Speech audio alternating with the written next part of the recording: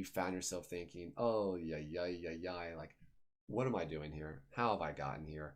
And you've realized there's no winner in this conversation because everyone's emotionally compromised. Thomas Carlyle once said, we can measure great men by the way they treat little people. What's up, everybody? I am Topher Leone, and welcome to the second episode of The Plan. Today, we're going to be discussing one of my favorite pieces of literature of all time, How to Win Friends and Influence People by Dale Carnegie. This is one of the best compilations of strategies, methods, and research when it comes to communicating, working with other people, and overcoming obstacles in groups that I've really ever come across. I really tell people that my life sincerely changed when I read this book and accepted the values that it had. There are so many little strategies in there that can give so many advantages and remove so many little trivial aspects of communication that it changed my life insanely. One of the most important aspects of the entire book, and that really ties everything together, is the idea that everything you do must be genuine. It must come from the heart. You have to really want to connect with those around you to really get the results that we're looking to achieve when you study communication and things of that nature. Dale Carnegie was very adamant that none of these strategies or methods would work if nobody liked you. It's very important to make sure people like you. So there are several different strategies and ways that you can go into a conversation or any type of interaction that really promote the opportunity for the other party to like you. One of the most important, and I swear this has changed my life, is smiling. If you enter most situations that are allowing of a smile, you will get much better results than if you did walking in with either a stone face or a scouring face. When someone sees you walk in with that smile, it just, again, brings in a good sense of positivity and creates the opportunity for the other person, that's in this conversation or group to lower their defenses because they see you're entering it in a positive mindset. It's very, very important. The most important probably in the whole thing is that you have to actually be genuinely interested in the other person or group. None of this works, again, as we said earlier, if you don't actually care. It's very easy to see through somebody's facade if they're just trying to do something for themselves with selfish reasons, or if somebody is genuinely involved and wants to better the environment and the other person involved. It's very important to do so. You got to be a good listener. You got, again, that complements the previous statement. You have to make sure that you put the time in listening and understanding what the other person says. People want to know that you genuinely know what they're talking about and care. So when you sit there and listen and ask questions and dive in, it brings an engagement and trust between you. And then on the other side, you're now going to have that person most likely give you the respect and the same type of interest that you gave them. So it's very important to show that respect and interest there and listen. And then, of course, you want to make sure that you make that person feel important, big, in the sense that they are going to want to converse with you. It comes down to positive reinforcement. Leave people in every conversation wanting to talk to you again. So when you talk to someone, build them up, make them feel important. Let them know that this conversation, this whole episode scenario, it means something to you. I guarantee it, not every time, but I guarantee most times people receive and take that much better than if you just take it as another run-of-the-mill interaction of the day.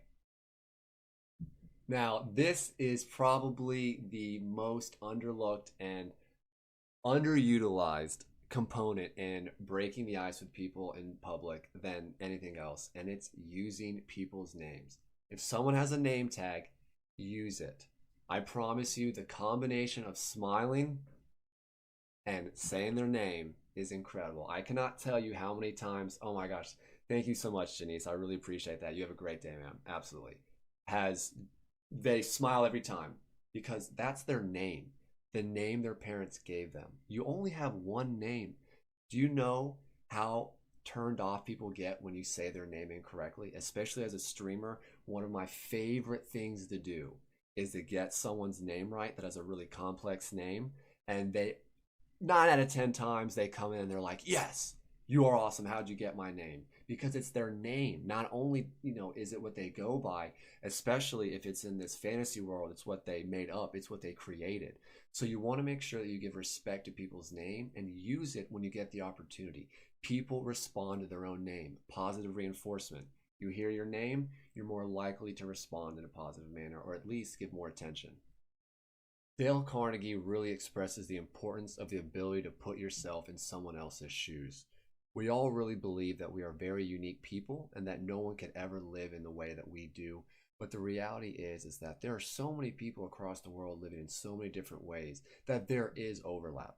There are opportunities for us to look at each other's lives and kind of see where we can understand and translate our problems and issues and communicate about that and really help the other person understand with where we're coming from. The biggest difficulty in life I've seen when it comes to debating and people not getting along is that it seems that people don't understand that it's okay that someone else is different. It is normal that a different atmosphere and environment created different people of different thinking.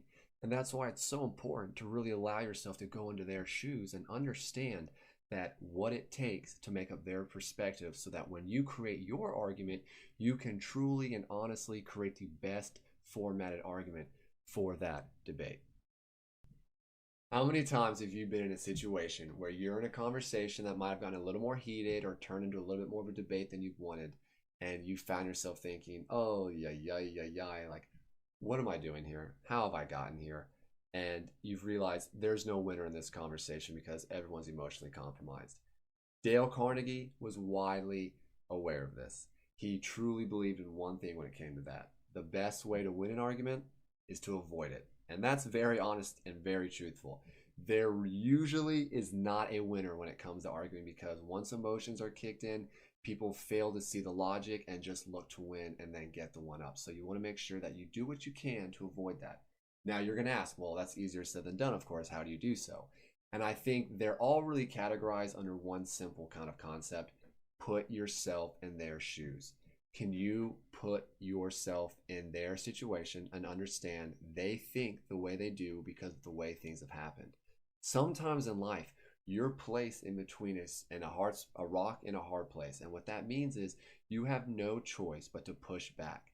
And sometimes if you're the person who's put that person in that position, sometimes you have to understand their reaction is just natural. And if you were in that position, you would probably make the same decision. Sometimes in life, we come to crossroads where everyone involved has to make a critical decision. Who is more important in that decision and which direction you go. And sometimes the reality is the result is not going to be the one that everyone likes, but they had to make it.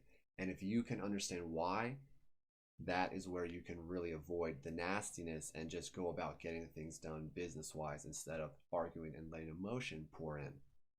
Of course, that's so much easier said than done, and that's why it's really important to go back into your practices of how you treat people, about being genuine, about listening, about asking questions.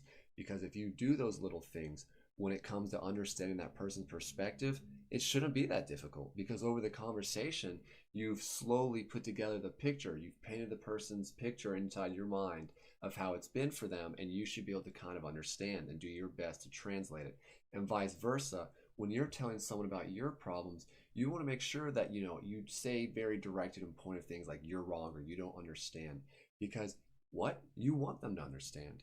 It's on you to help translate what's on your picture and help them see what it means, what art is on your canvas and what it means to you and how they can see it from your perspective.